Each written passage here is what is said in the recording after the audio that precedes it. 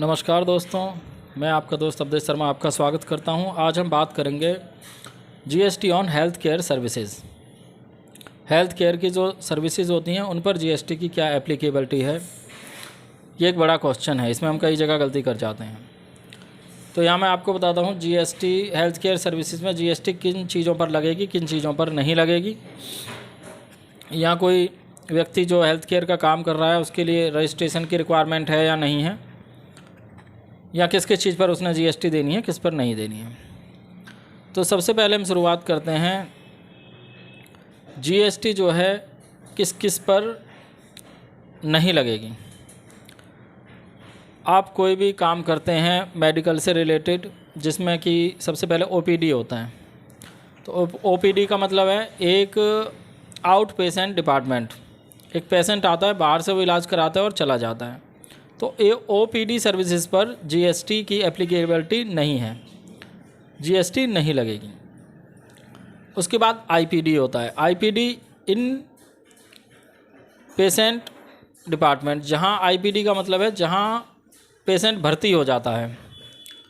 अब भर्ती जब होगा तो उसमें क्या क्या हो सकता है आपका। सबसे पहले एक एम्बुलेंस जो लाने ले जाने के लिए, पेशेंट को लाने ले जाने के लिए होती है, तो एम्बुलेंस सर्विसेज पर आपकी जीएसटी नहीं लगेगी।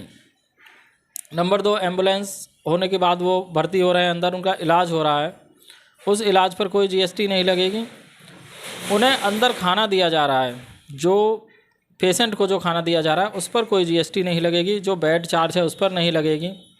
ऑपरेशन थिएटर चार्ज है उस पर नहीं लगेगी। रूम चार्ज है उस पर, मतलब अंदर जो भी सर्विसेज क्लाइंट को हम, पेशेंट को हम दे रहे हैं, उन पर कोई जीएसटी चार्ज नहीं होगी। उसमें कंसल्टेशन फ़ीस भी हो सकती है, ऑपरेशन थिएटर फीस भी होती है, एम्बुलेंस की फ़ीस भी होती है, उस पर जीएसटी नहीं लगेगी।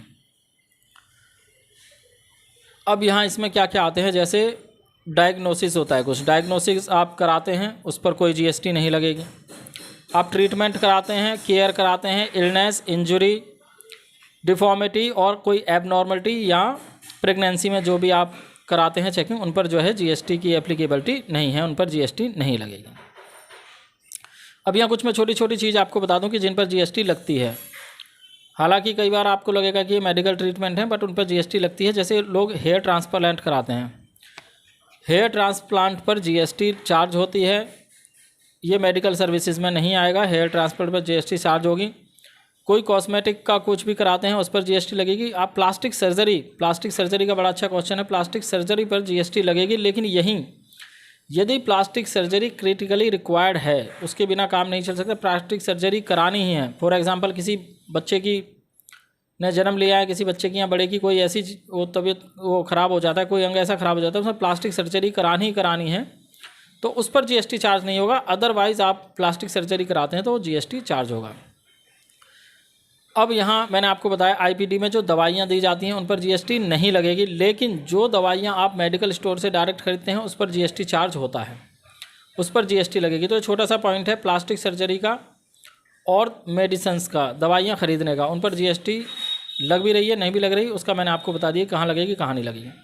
अब एक होते हैं इम्प्लांट्स, शरीर के अंग, लिम्स, उन पर जो है जीएसटी एप्लीकेबल है, उन पर जीएसटी लगेगी। तो आप याद रखें, इम्प्लांट्स, लिम्स पर जीएसटी लगेगी। जो शरीर के कृत्रिम अंग होते हैं, आर्टिफिशियल अंग जो होते हैं, उन पर जीएसटी लगेगी।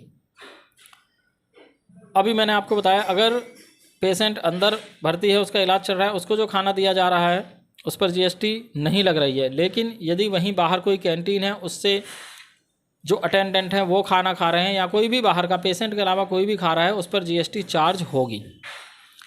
तो यहाँ इस प्रकार है। अब आगे हम जाते हैं, जो जहाँ हम टेस्ट वगैरह कराते हैं, डायग्नोस्ट कराते हैं, उन सर्विसेज पर कोई जीएसटी नहीं है, उन पर कोई जीएसटी नहीं लगेगी। तो आप डायग्नोसिस सेंटर पर जीएसटी की एप्लीकेबिलिटी नहीं है।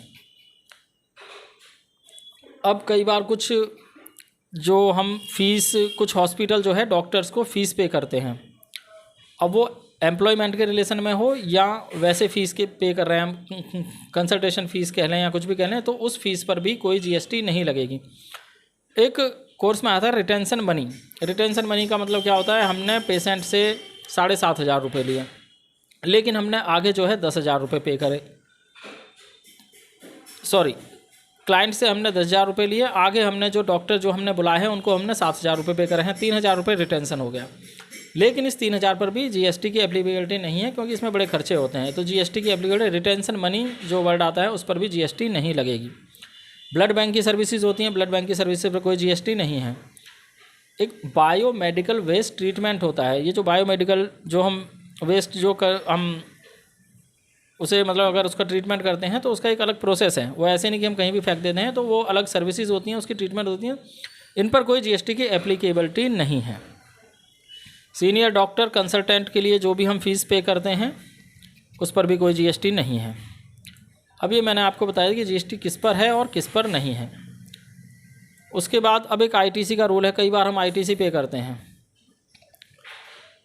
लेकिन आईटीसी का जो फंडामेंटल रूल ये है कि आईटीसी वहीं एडमिसेबल होती है कि जब हम कोई टैक्सेबल सप्लाई कर रहे हैं। अब ये जो मैंने सप्लाई आपको बताई है टैक्सेबल नहीं है, लेकिन हम कुछ ले रहे हैं और हम उस पर आईटीसी दे रहे हैं, तो यहाँ आईटीसी की एप्लीकेबिलिटी नहीं होगी, आईटीसी नहीं मानी जाएगी, आईटीसी हम अवेल नहीं करेंगे, क्योंकि हमारी जो सर्विसेज हैं सारी वो एग्जम्प्ट हैं।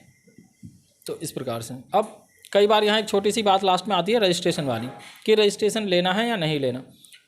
अब यहाँ एक चीज़ और है, आप जीएसटी सर्विसेज जो दे रहे हैं उन पर जीएसटी एप्लीकेबल नहीं है, तो आप सोचेंगे कि हम रजिस्ट्रेशन ना लें। लेकिन कई बार होता क्या है, यदि हम किसी भी इस प्रकार की सर्विसेज हम ले रहे हैं जो आरसीएम में आती है, जो reverse charge mechanism section 9 subsection 3 में आती है, अगर हम कोई ऐसी सर्विसेज ले रहे हैं, हम रेसिपिएंट हैं ऐसी सर्विस का जिस पर आरसीएम एप्लीकेबल है, तब हमको सेक्शन 24 में रजिस्ट्रेशन लेना पड़ेगा, जीएसटी का रजिस्ट्रेशन हमें लेना पड़ेगा उसको इसमें। तो यहाँ मैंने आपको बताया कि मेडिकल सर्विसेज में किस पर जीएसटी एप्लीकेबल है, किस पर जीएसटी एप्लीकेबल नहीं है, रजिस्ट्रेशन का क्या रूल है और आईटीसी का क्या रूल है। तो मैं एक छोटा सा समराइज कर देता हूँ कि जो भी हॉस्पिटल की जितनी भी सर्विसेज हैं, पेशेंट से रिलेटेड, पेशेंट भर्ती होता है उसका खाना, उसका रहना, उसका रूम, उसका कंसल्टेशन फीस, इन पर किसी पर भी जीएसटी नहीं है। लेकिन यही जीएसटी किस पर है, यदि आप बाहर से दवाइयाँ ले रहे हैं उस पर जीएसटी है, आप प्लास्टिक सर्जरी करा रहे हैं जो कि क्रिटिकली रिक्वायरमेंट नहीं है जिसकी, उस पर जीएसटी है, आप हेयर ट्रांसप्लांट करा रहे हैं उस पर जीएसटी है, कृत्रिम अंग इम्प्लांट्स पर जीएसटी एप्लीकेबल है, और मेडिकल से जो दवाएं आप ले रहे हैं, मेडिकल पर जो दवाएं बिक रही हैं उन पर जीएसटी एप्लीकेबल है। तो दोस्तों इससे रिलेटेड आपका कोई भी क्वेश्चन हो आप हमें कमेंट बॉक्स में कमेंट कर सकते हैं और हम आपके उसका जवाब देते हैं। तो इसी के साथ मैं अवधेश शर्मा आपसे विदा लेता हूं। धन्यवाद।